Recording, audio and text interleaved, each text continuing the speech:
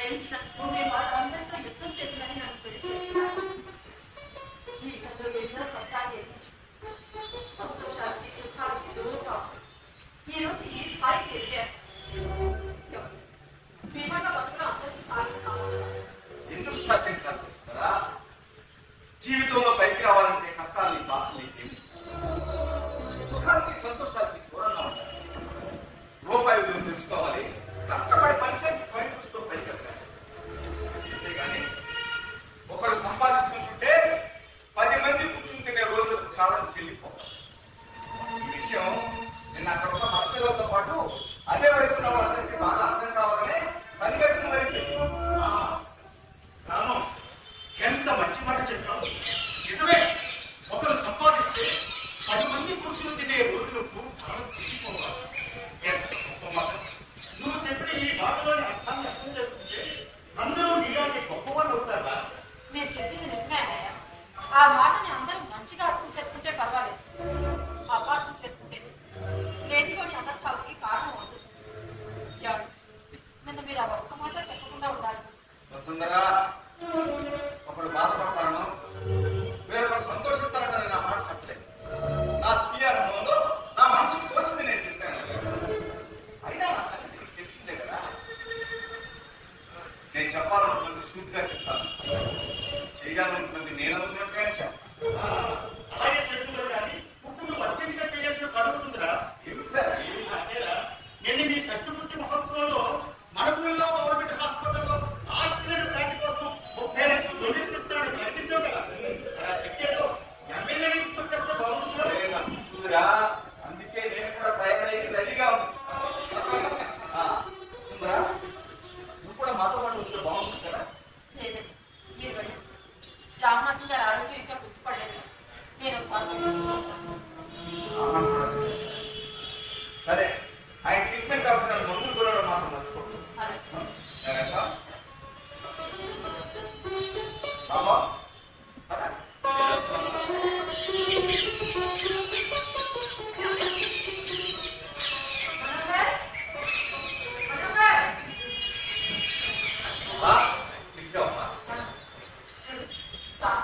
మీ నాన్నగారు కలిసి ఎమ్మెల్యే గారికి చెప్పడానికి వెళ్ళారు.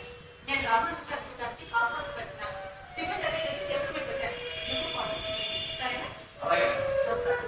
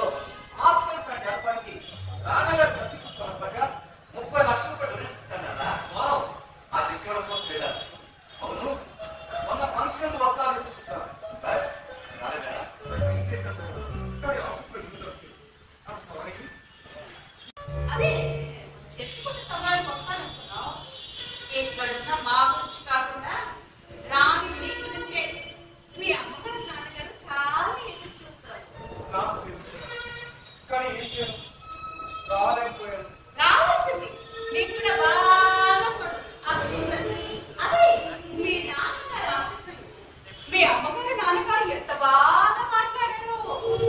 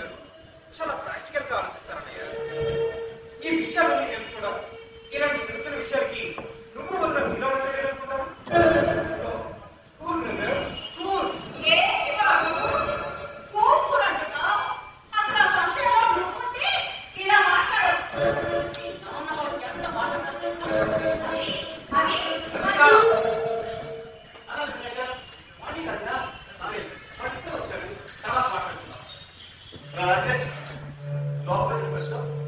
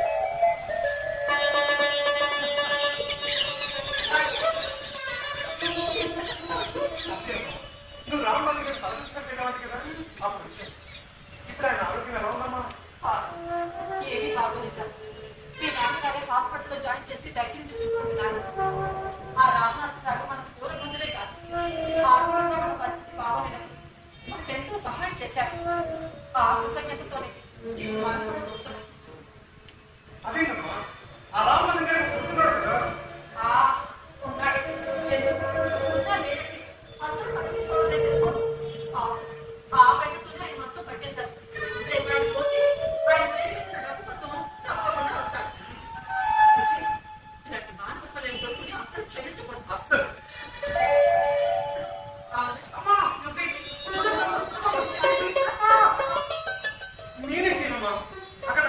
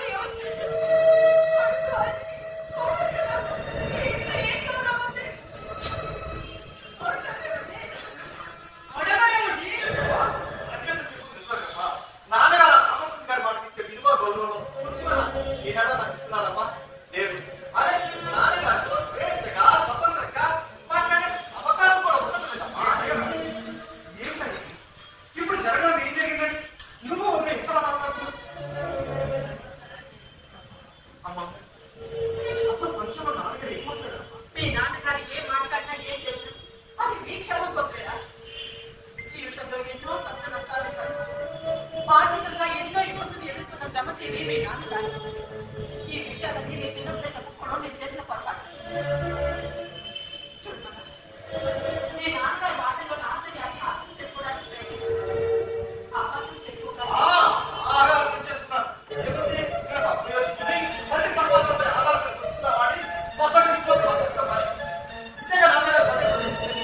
ఇదే విషయాలు ఫంక్షన్లో మన బంధువులందరి గురించి చెప్పాలమ్మా.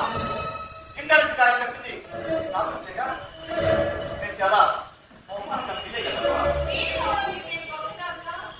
కానీ మా తరపు బంధువులందరూ ఆనందరామయ్య గారి కోడలు అంటే ఏదో ఊహించుకున్నారు. ఇలా ఉన్నామని చాలా చులకనగా మాట్లాడారు. చూడండి అత్తయ్య గారు, కన్ను తల్లి కడుపు చూస్తుంది, పెళ్ళాం ప్రేమ చూస్తుంది. ఏం చేస్తాము? మీరే మీ అబ్బాయి గారి వారిని అర్థం చేసుకోవడం. మీరు నన్ను అర్థం చేసుకుంటే ఇంతేనా? నీకు డబ్బులు మరి అవకాశం దొరికినప్పుడు మీ నాన్నగారు చెప్తూనే ఉన్నారా? ఒక్కసారి రావచ్చు దగ్గర కదా ఆలోచించుకోవడానికి కాస్త సమయం కావాలిగా. మీ నాన్నగారు నిర్ణయం చెప్పారు, కాస్త ఓపిక పడుతున్నాను. ఆ నిర్ణయం కొంచెం త్వరగా తీసుకుంటే మంచిది అని చెప్పండి. చూడండి అత్తయ్య గారు, నాకు మీలా సహనం దొరుకుతాయి. నేనే అనుకుంటే వెంటనే జరుపుకోవాలి. నేను చెప్పాలనుకున్నది కూడా నిర్మోహంగా మొహం మీద చెప్పేస్తాను.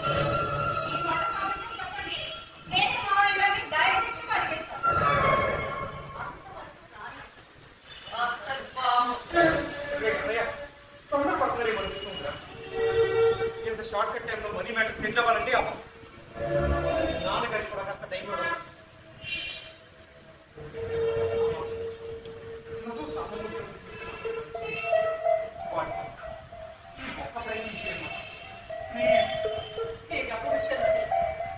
తండ్రి కొడుకుల మధ్య దూరం బాగా పెరిగిపోతుంది.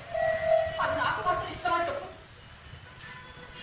సరే, ఈవేళ ఎలాగైనా మీ నాన్నగారితో గురించి మాట్లాడతాను. సరే రే అన్నయ్య, అమ్మ అడుగుతానని మాట ఇచ్చిందిరా.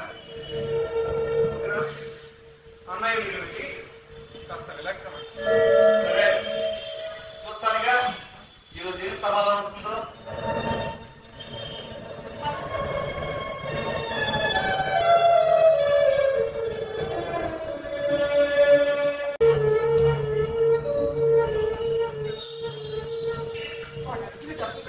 చాలా బాధపడుతున్నాడు. అందుకే ఆయనతో మీరైనా చెప్పండి, మనకి డబ్బులు కమ్మని. వస్తుందా? ఈ విషయంలో ఎవరి మాట వినే సమస్య ఎంతసేపు డబ్బు డబ్బు డబ్బు ఇది మినహా తండ్రి కొడుకుల మధ్య మాట్లాడుకోవడానికి ఇంకేం విషయాలు ఉన్నావా? అయినా 50 లక్షలు ఇవ్వడం కుదరదని మనోహర్తో చెప్పమన్నాను కదా, చెప్పలేదా? అదే ఎందుకు కుదరదో అడుగుతున్నాను. ఎందుకు అంటే మీరు ఏ ఉద్యోగం చేయకుండా తండ్రి సంపాదించి ఎంజాయ్ చేస్తూ హ్యాపీగా జాలీగా బతికిస్తున్నారని మా మామయ్య గారు ఒపీనియన్. మీ మామయ్య గారు ఉద్దేశం అది కాదమ్మా. మాట్లాడింది చాలు, అంటే మాట్లాడి ఇది నా జీవితానికి భవిష్యత్తుకి సంబంధించిన విషయం. చెప్పేది సుందరా, వాడేదో అడుగుతాడట కదా, అడగాలి. కొడుకు అడగడం వాడి హక్కుని వాడు భావిస్తున్నాడు. మరి తండ్రిగా సమాధానం చెప్పడం నా బాధ్యత కదా. ఏమిటి మీరు కొత్త కొత్త విషయాలు మాట్లాడుతున్నావు?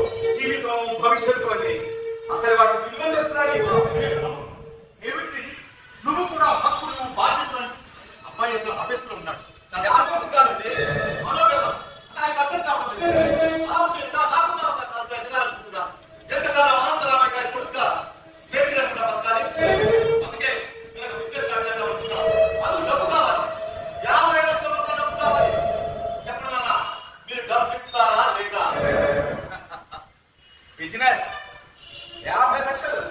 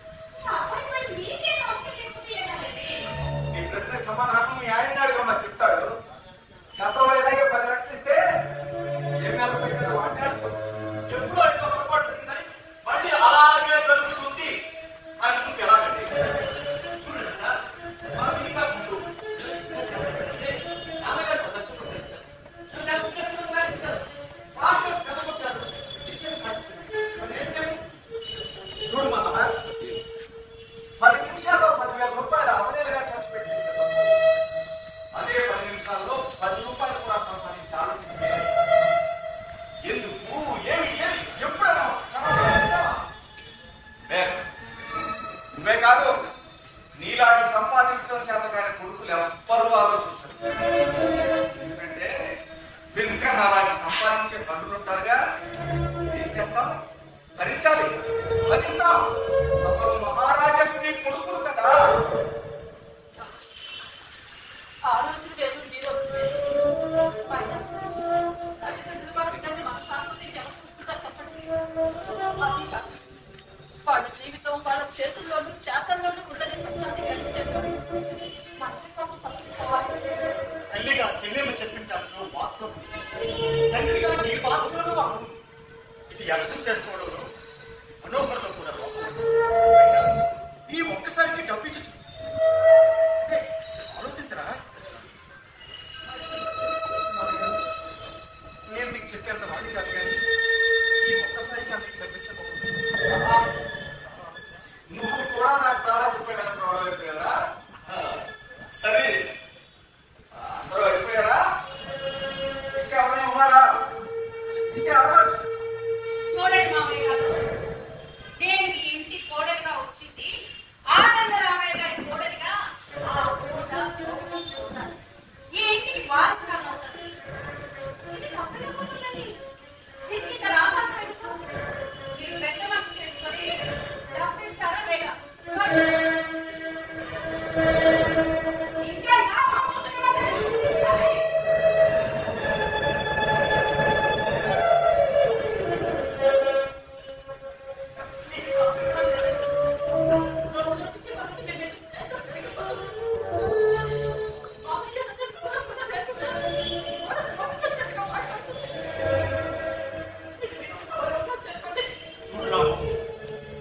డబ్బు మన బిడ్డలు మనకి అంతర్గత శత్రువులుగా చేస్తుంది. కోడలు రంజిత మనోహర్ని బాగా డిస్టర్బ్ చేస్తున్నట్టుగా ఉంది. ఇది మన కుటుంబానికి అంత క్షేమం కాదు. ఈ ఒక్కసారిగా డబ్బిచ్చు మనోహర్ కూడా మా అమ్మాయి సుందరంగా వ్యాపారంలో బాగా డెవలప్ కావచ్చునేమో. ఆలోచించండి. మా మనోహర్ మీ సుందరాల ఆలోచన ప్రజలు. మీ సుందరం చదువుతో పాటు ఉద్యోగ అవకాశాలు చేయించుకున్నాడు. స్వయం చూస్తూ పైకెరిగాడు. కానీ మా మనోహర్ ప్రతి చిన్న విషయానికి నా మీద ఆధారపడుతుంది. పరామజీవిగా మారిపోయాడు. వాడు కొత్తగా ఏదో సంపాదించినట్లేదు కదా. నేను సంపాదించిన ఆత్మపాతులు తరగకుండా ఉంటే అంతే కాదు. వసుంధరా, బిడ్డలు బతుకున్నాడన్నా, భయపెట్టారన్నా, వాళ్ళు అడిగింది అలా ఇచ్చేస్తే చెప్పలేదు మనకు అన్నీళ్ళే తల్లిదండ్రులకి కన్నీరే కొత్త కాదు కదండి. ఆ కన్నీరే ఆనందం.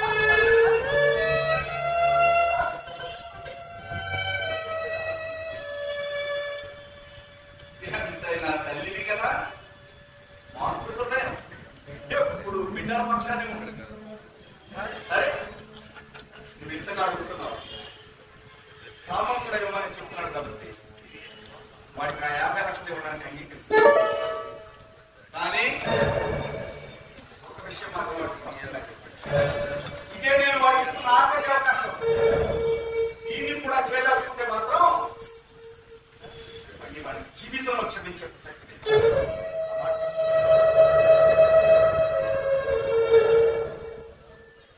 చూడండి. అప్పుడు నేను తీసుకోబోయే నిర్ణయం చాలా తీవ్రంగా ఉంటుంది. ఆ విషయం వాటికి బాగా అర్థమైనా చెప్పండి.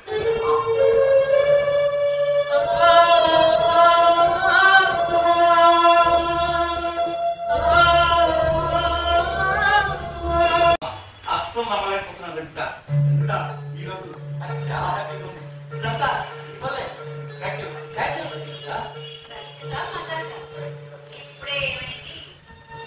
చెక్ లాగినట్టే మిగిలిన ఆస్తిని కూడా పట్టేయాలి, వేరే పట్టులు పెట్టేయాలి, లైఫ్ ఎంజాయ్ చేయాలి. అదే నా కోరిక. ఓకే ఓకే, ఇలాంటి చెట్లు భవిష్యత్తులో నిలిచడం నిలబెడుతూ ఈ ధనుష్ కోటి బ్రేకింగ్ న్యూస్ లాంటాడు. రాడు, పక్కా ప్లాన్ తో వస్తాడు. పక్కా ప్లాన్ తో ఇలాంటి చెట్లు ఎన్నో నువ్వే ఇచ్చేలా చేస్తాను. ఓకే, ఇవే నా వైపు రంజిత. వీళ్ళనే చాలా మంది ఈ మనీ తీసుకోవడం కోసం నాన్నగారితో వాదన చూపించింది. Very good, excellent job. Anandaramayya గారు లాంటి వారిని మీ తెలివితేటలతో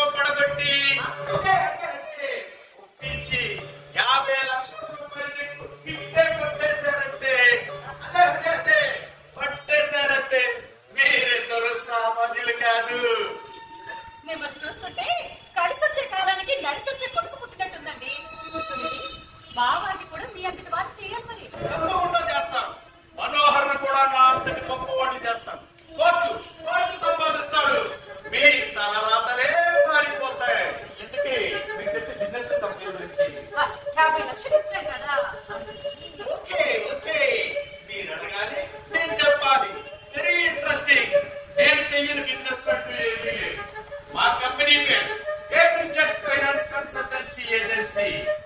నా పేరులోనే ఉన్నది పోటీ, నాకు లేనే లేదు పోటీ. నాకెవరు రారు సాటి. ఆన్లైన్ బిజినెస్, బ్యాంక్ నుంచి నేను రుణాలు ఇప్పించను. ఈ మధ్య ఎలక్షన్ లో ఏ పార్టీ అధికారంలోకి వస్తుందో చెప్పే శాంపుల్ సర్వేలు, ఎగ్జిట్ పోల్స్. షార్ట్ టైంలో మీ కంపెనీ అంత బాగుంటుంది ఎలాగైతే అదా ఫేస్బుక్ కనిపెట్టాక ఆ బిజినెస్ ఆకాశమంతా అయ్యాయి.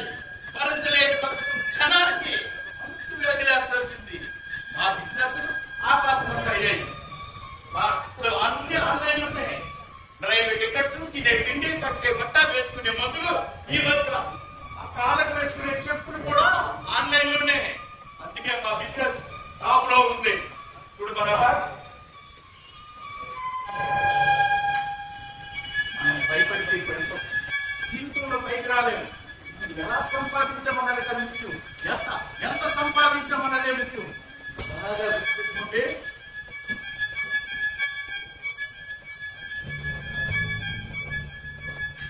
ఎదురు కాకుండా సంతకం చేయండి.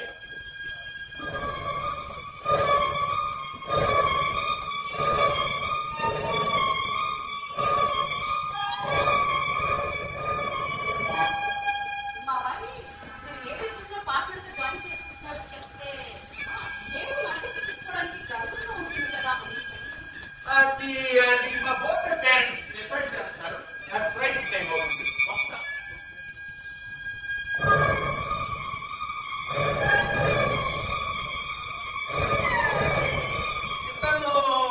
రాజేశండి వెరీ గుడ్. జాబ్ కూడా చేస్తున్నాడు. రాజేష్ ఎప్పుడు చెప్తుంటారు కదా లంచ్ పెట్టారని, వీరే వీరి కంపెనీలోనే నాకు పార్ట్నర్షిప్ ఇచ్చారా? అవునా?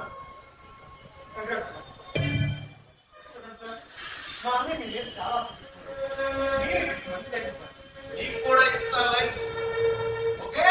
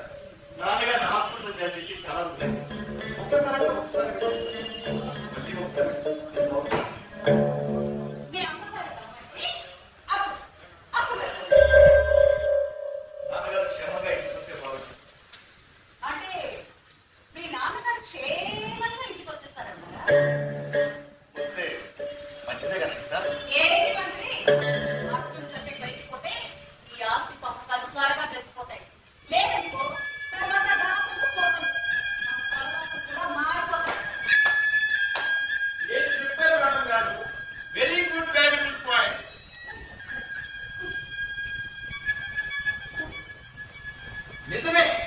మనిషి అకస్మాత్తుగా పోతే ఆస్తి మనం చేతికి దిగదు. ఇది ఈజీ.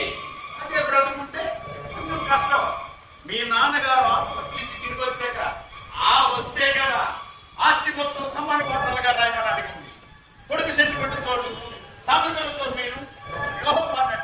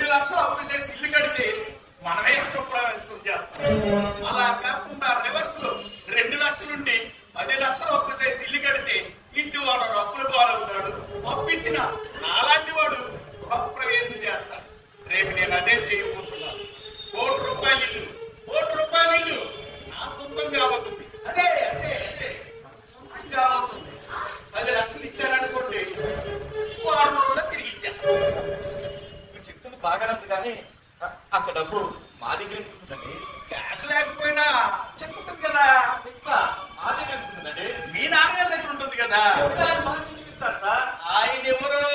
మనమే తీసుకుంటాం, అవసరమైనంత రాసుకుంటాం. నాకేం అర్థం కాదు కదండి. నీకు అర్థం కాదే. చూడండి మేడం గారు, నీకు కూడా ఒక గొప్ప అవకాశం. ఇంట్లో ఎప్పుడూ లేదు. మీ మావయ్య గారి బెడ్రూమ్ లో చెక్కు తప్పనిసరిగా ఉంటుంది. ఒక్క చెక్కు చేసిందేనా పర్వాలేదు, చేయకపోయినా ఓకే. ఎంత సర్దిస్తావాలి? ప్రాబ్లం రాదు, డబ్బు వస్తుంది. వద్దా?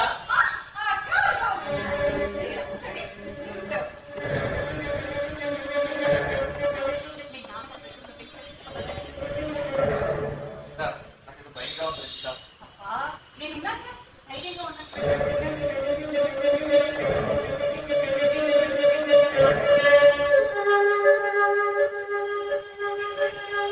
హలో, నేను వచ్చిన పని సక్సెస్ అవుతుంది. ఈ వ్యూహం సూపర్.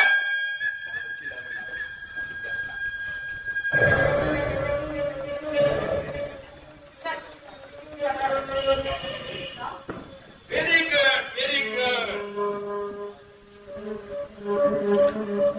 మీరు ఇచ్చిన దానికి రెట్టింపు ఇస్తాను, రెట్టింపు.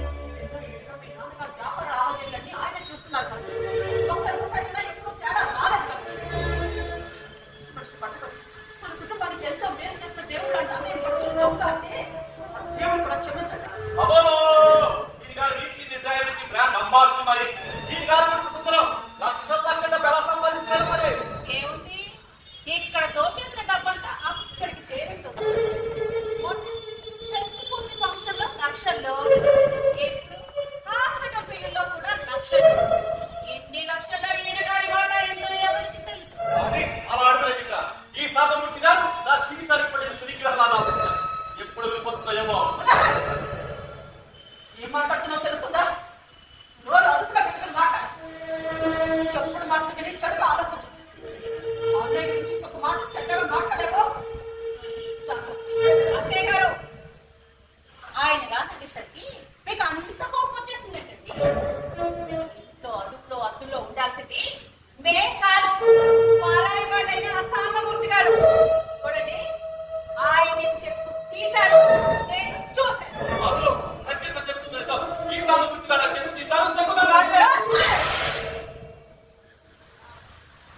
ఏం మాట్లాడుతున్నావో తెలుస్తుందా? అసలు నా మనిషివేనా? తప్పు పిచ్చు పట్టిన దయ్యాన్ని క్షణపడిన కడవన్నాడు పడగలిచే.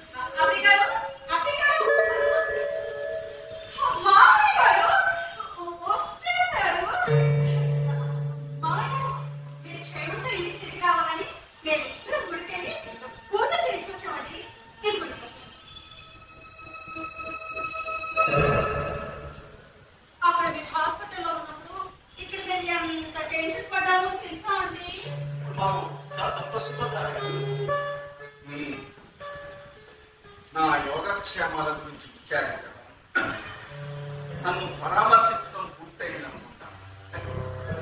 చాలా సంతోషం. ఇప్పుడు నా ఆరోగ్యం కాస్త మెరుగైన స్థితిలోనే ఉంది. నన్ను మీరేదన్నా అడగదలుచుకుంటే నిరభ్యంతరంగా అడగొచ్చు.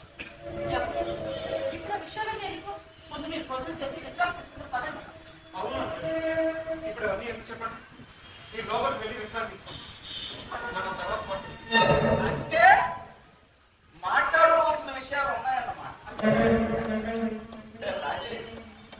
నీకు మాట చెప్పనా? మహాభారతంలో దుర్యోధనుడు నాకు ఈ లోకంలో ఒక్కడు మంచివాడు కనిపించడం లేదు అన్నాడు. నాకు ఈ లోకంలో ఒక్కడు చెడ్డవాడు కనిపించడం లేదు. మన మనసులో ఉన్న ఆలోచన బట్టే మన ఇంటికి కనపడే దృశ్యాలు కూడా ఉంటాయి. సరే, అందుకే ఏం మాట్లాడాలనుకున్నారో మాట్లాడేయండి. కాదు, ఇక్కడ ఆరోగ్యంగా ఉన్నప్పుడే మన ఆస్తి కూడా పంపకం చేస్తే బాగుంటుందని ఇలా అడుగుతున్నందుకు అమ్మా మీరు మీరు బదలాలనుకోదు. అన్నయ్య, నాన్నగారు నీ పరిస్థితుల్లో మీరు మాట్లాడచ్చా? కానీ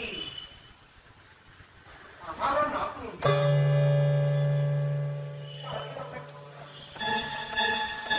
ఎందుకంటే అన్నయ్య తర్వాత నమస్కారం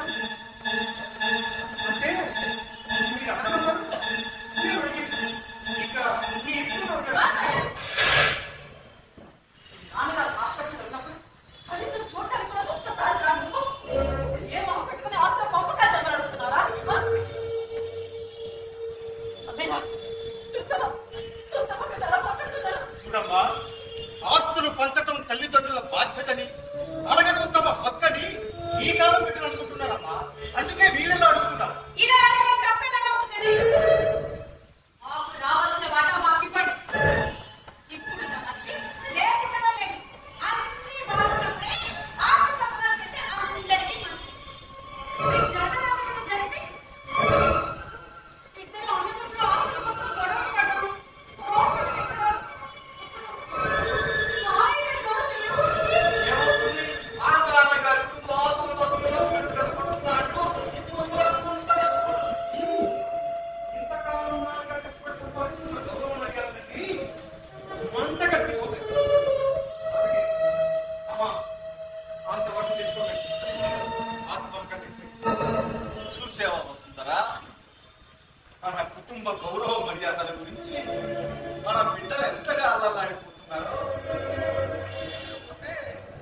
దీనికి ఆస్తి పంపకాలకి ముడి పెడుతున్నారు వీళ్ళు. మా ఆస్తులు ఏమైపోయినా పర్వాలేదు, మా తండ్రి బతుకుంటే చాలు అని కొంతమంది పిల్లలు అనుకుంటారు. మా నాన్న ఏమైపోయినా పర్వాలేదు, ఆస్తి పంపకాలు జరిగితే చాలు అని నా బిడ్డలు అంటున్నారు.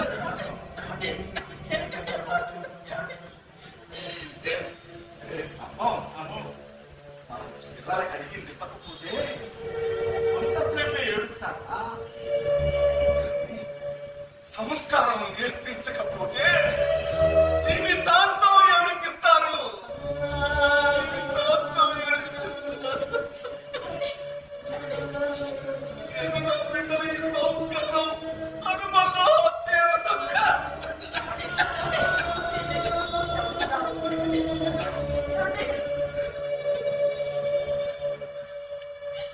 ఆస్తి పంపకం మనం అనుకున్నట్టుగా జరిగితే మరీ అంత సంబరపడిపోతుంది. నాన్నగారి ఇచ్చే ఆస్తి కోసం మనం గుడి ముందు బెచ్చగడ్డ అరువులు చేస్తున్నట్లుగా అసలు ఆస్తి పంపకాలు ఎలా చేస్తారో ముందని చూడాలి కదా.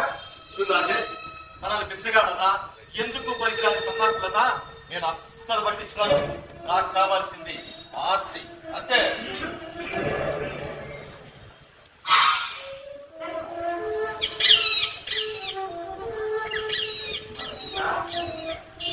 రాజేష్, మీరందరూ ఆస్తి పంపకాల కోసం చాలా ఆతృతగా ఎదురు చూస్తున్నట్టుంది. చూడండి, మీరు నన్ను ఆస్తి పంపకాలు చేయమని అడిగారు. నాకు కూడా చేస్తేనే మంచిది. అందుకే మీ అమ్మతో ఆలోచించి లాయర్తో కూడా మాట్లాడి నేను ఒక నిర్ణయానికి వచ్చాను. ఆ నిర్ణయం ఏదో త్వరగా చెప్పండి. అసలే టెన్షన్ భరించలేకపోతున్నాం. నా నిర్ణయం మీకు చెప్పే ముందు మీకు ఒక చిన్న కథ చెప్తాను.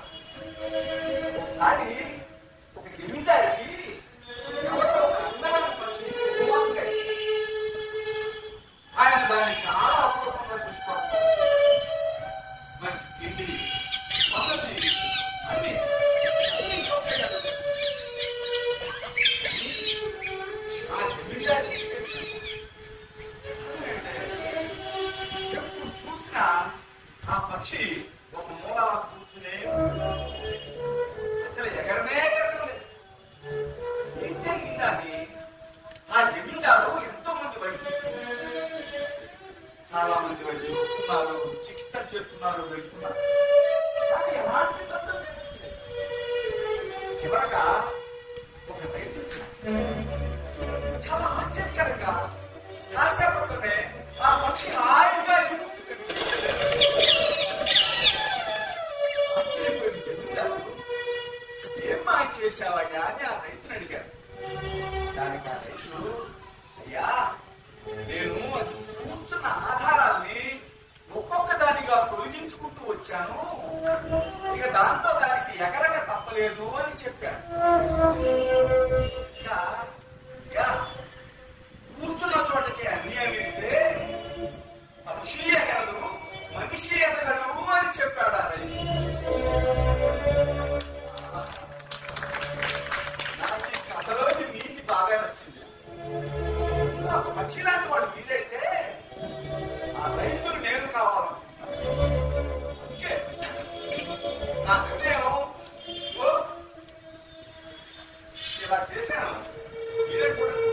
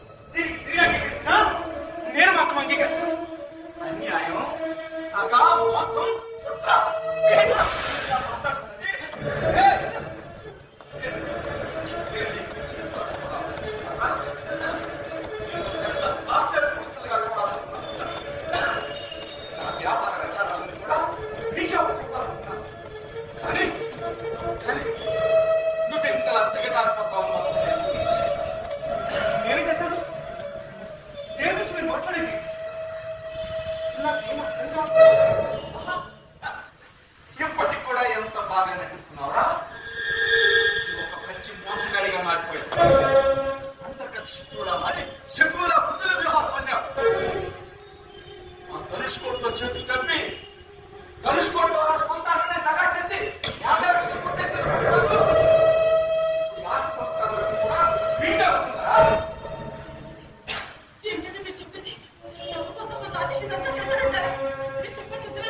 నిజమే వస్తుందా? నిజమే. ముందు నేను కూడా నమ్మలేదు. మన సామం కొడుకు సుందరం అన్ని ఆధారాలకు చెప్పాడు. వీళ్ళు బెంగళూరులో చేస్తున్నది ఉద్యోగం కాదు, యూత్ కి స్టూడెంట్స్ కి డ్రగ్స్ మందు పదార్థాలు సప్లై. ఉద్యోగాల పేరుతో అమ్మాయిలు వేసి వాళ్ళతో వ్యాపారాలు చేస్తున్నారు. అన్ని అవకాశాలతో విలువ లేకుండా బతుకుతున్న నీచుడు. సరే, బెంగళూరులో పోలీసులు కూడా అరెస్ట్ చేశారు. పోలీసుకుంటే ఈయన గారిని వేధించారు. ఇది వస్తుందా? మన పుత్రరత్నం నిజస్వరూపం ఇది. రాజేష్, అసలు ఈ కుటుంబంలో ఈ అశాంతికి ఇన్ని అనర్థాలను కారణం నీకు ఎప్పుడు అనిపించలేదు? నీ మీద ఎన్నో ఆశలు పెట్టుకున్నాం కదా. బాగా చదువుకొని మంచి ఉద్యోగం చేస్తూ కుటుంబాన్ని కాపాడుతామని ఆశపడ్డాడు కదరా. నా చేసి ఏమీ తెలియనట్టు ఎంత గొప్పగా నటిస్తున్నావు. ఎందుకు చేసావు? నిన్నే అడుగుతుంది. మాట్లాడే. నటించాల్సి వచ్చింది. నటించాను. అవునా? నాన్నగారు చెప్పిందంతా నిజమే. నేను డబ్బు కోసమే బ్రతుకుతాను, డబ్బు కోసమే చేస్తాను. అవునా? నాకు డబ్బే ముఖ్యం. అందుకే లక్షలు సంపాదించడం కోసం ఆ ధనుష్కోడిని అన్నయ్యకు పరిచయం అయ్యేలా చేసింది నేనే. అవునా? ఆ ధనుష్కోడి నేను ఒక్కడే. అయితే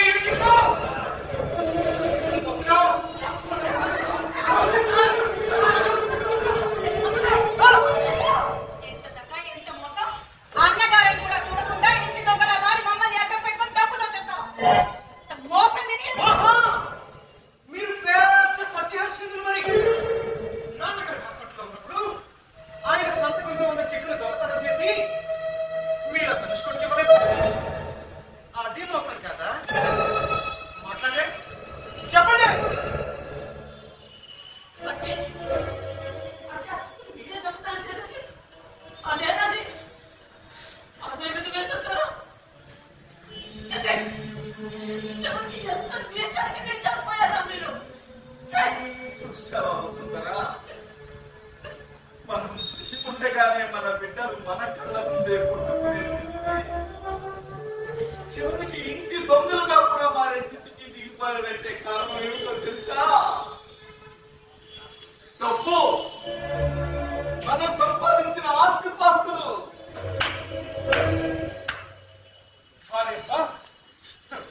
ఏం చెప్పారు నాన్నగారు? రే అన్నయ్య, విన్నావా? మనం ఇంటి దొంగలమాట. ఇంటి దొంగలం. ఉన్న తండ్రి ఇంత మాటలాక ఇంకెందుకు ఆలోచించడం?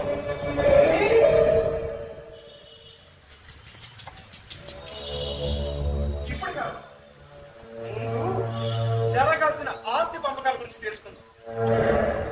చూడండి అన్న, న్యాయంగా చట్టం ప్రకారం మాకు రావాల్సిన ఆస్తి వాటాలు న్యాయాన్యాయాల గురించి మీరు మాట్లాడుతున్నారు. మీకు జన్మనిచ్చిన పాపానికి ఆ జన్మాంతం మిమ్మల్ని పెంచి పోషించాల్సిన బాధ్యత తల్లిదండ్రులని ఏ చట్టం న్యాయస్థానం చెప్పలేదు. కొడుకులు కాక మరి ఎవరికి వస్తుందండి? వస్తుంది, ఆస్తి వస్తుంది. ఇప్పుడు మా నాన్న నాకు ఇచ్చినప్పుడు మీ నాన్న మీకు ఇస్తే అని మా నాన్న నాకు రెక్కల కష్టించాడు. నా స్వాచ్ఛత, నా కష్టార్జితం. నేనేమైనా చేసుకోవచ్చు, ఎవరికైనా ఇచ్చుకోవచ్చు, చివరికి దానం చేసుకోవచ్చు. అడిగే హక్కు మీకు ఎవరికి లేదు. ఇది ఎక్కడ చూడండి, ఎక్కడ ఎప్పుడు చూడండి. ఏదో సామె చెప్పినట్టు అన్న వస్త్రాల కొంత మూడు వస్త్రాలు ఉన్నట్టు ఓ తలరాజు ఇలా వచ్చేసారేంటండి. అమ్మా, అమ్మా నా నాన్నగారికి ఒకసారి చెప్పమ్మా. మీ నాన్నగారు అభిప్రాయం నా అభిప్రాయం. ఇక్కడ నా నిర్ణయంలో ఎలాంటి మార్పు లేదు. నా ఆస్తిలో సగ భాగాన్ని స్వరాజ్యం శాస్త్రానికి రాసేస్తాను. ఆశ్రమాన్ని నేను దత్తత తీసుకుంటాను. మిగిలిన సగ భాగంతో దివ్యాంగులకు, అనాథలకు చదువు, వైద్యాన్ని ఖర్చుకుంటాను. ఈ సమాజంలో కొంత తీసుకుంటాను. అంతేకాదు, మీ అమ్మ నేను బతుకున్నాను కాదు, ఆశ్రమంలో ఉంటూ వాళ్ళకి సేవ చేసుకుంటూ హాయిగా మా శాస్త్ర జీవితాన్ని చూడండి నాన్నగారు, ఈ నిర్ణయం మీరు చెప్పారు. ఈ ఇంటి పెద్ద కొడుక నా నిర్ణయం కూడా వినండి. రేపు మీరు మరణిస్తే మీ తలకరుగు పెట్టేది, మీ కర్మకాండలు చేసేది నేనే. బాగా ఆలోచించండి.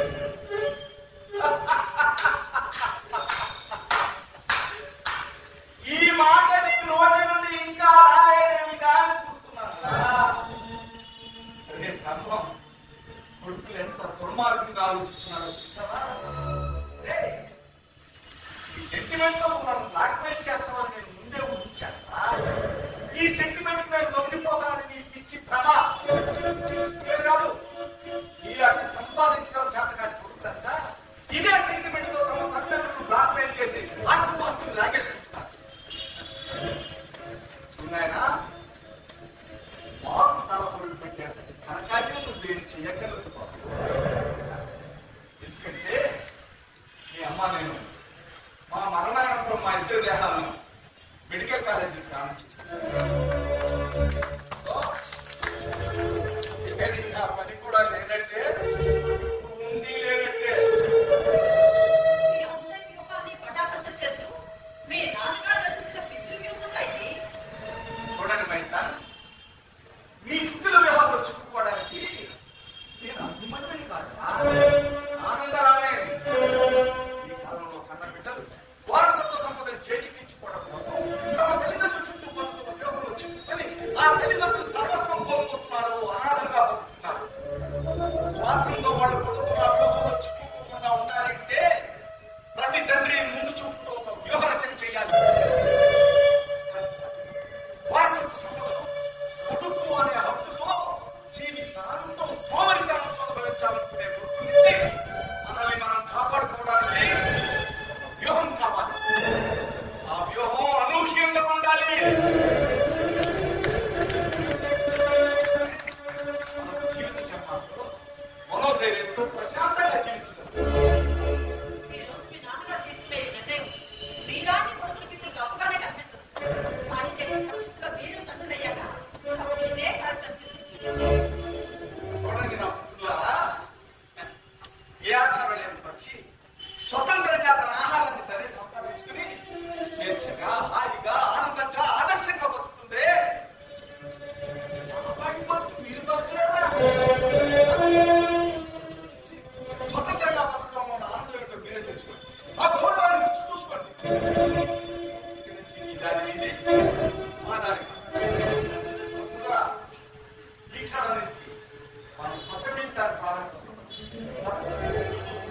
నువ్వు తీసుకున్న ఈ నిర్ణయంతో నీలో ఓ సరికొత్త తండ్రిని చూస్తున్నా. నేను కూడా నీతోనే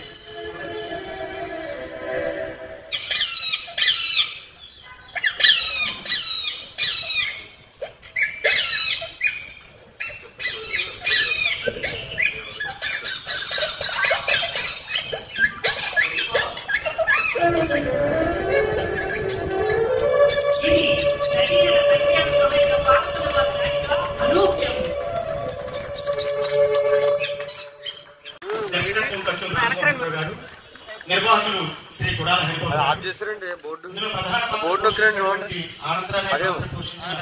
మా మిత్రులు ఎంవి రాజేష్ గారు, ఆయన కూడా ఉపాధ్యాయులు.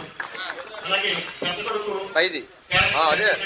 శ్రీ మాదిరెడ్డి శ్రీనివాస్ గారు, అలాగే చిన్న కొడుకు రాజేష్ పాత్ర నిర్మించినటువంటి బి శ్యామశేఖర్ గారు, అలాగే వసంత పాత్ర పోషించినటువంటి జ్యోతి గారు, అలాగే రంజని పాత్ర పోషించినటువంటి శ్రీమతి మాధవ్ గారు, మ్యూజిక్ వై సాయి తేజ, రంగాలంకరణ, లైటింగ్, ఆహార్యం కూడా పి శ్రీధర్.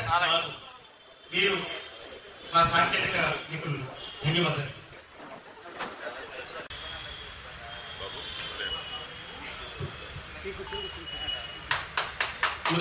మొదటిగా ప్రదర్శించబడినటువంటి ఈ అనూహ్యం నాటికలోని కళాకారులను గౌరవ ఎమ్మెల్సీ గారు వారిని సత్కరిస్తున్నారు.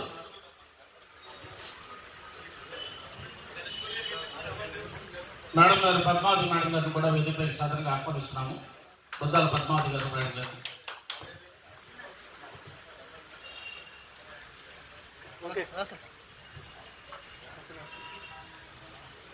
నాటకం అంతా ప్రతి నాయకుని పాత్ర.